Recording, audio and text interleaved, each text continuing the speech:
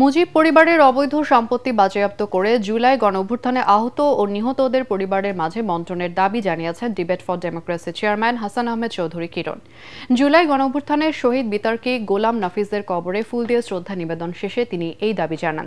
হাসান আহমেদ চৌধুরী কিরণ বলেন, শহীদ নাফিজদের রক্তের বিনিময়ে বাংলাদেশ ফ্যাসিবাদ মুক্ত হয়েছে। শহীদদের রক্ত বৃথা যাবে না। জুলাই আগস্টে হত্যাকারীদের উপযুক্ত বিচার নিশ্চিত করতে হবে।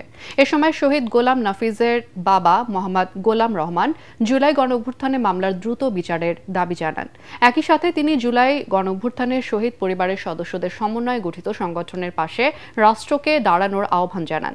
এর আগে নৌবাহিনী কলেজের মেধাবী শিক্ষার্থী এবং বিতর্কিক শহীদ গোলাম নাফিজের কবরে ফুল দিয়ে শ্রদ্ধা জানান ডিবেট ফর ডেমোক্রেসি ডিএফডির চেয়ারম্যান হাসান আহমেদ চৌধুরী কিরণের নেতৃত্বে পুষ্পস্তবক অর্পণের সময় উপস্থিত ছিলেন রাজধানীর ঢাকা কলেজ, ইডেন মহিলা college, Tejgaon college, Bangla college ও শেরেবাংলা কৃষি বিশ্ববিদ্যালয়ের বিতর্কিকরা। হেলিকপ্টার থেকে গুলি করেছে, যারা সরাসরি গুলি করেছে, যারা সরাসরি গুলির নির্দেশদাতা ছিল, এক এক করে বেরিয়ে আসছে। আমি সরকারের কাছে বলতে চাই যে আজকে মুজিব পরিবারের যে অবৈধ সম্পত্তিগুলো আমরা দেখতে পাচ্ছি এক এক করে প্রকাশিত হচ্ছে, আজকে এই মুজিব পরিবারের সম্পত্তিগুলোকে সরকার বাজেয়াপ্ত করে যাতে এই শহীদদের পরিবারকে সেখানে দিয়ে দেওয়া হয়, আহত পরিবারকে সেখানে দিয়ে দেওয়া হয়।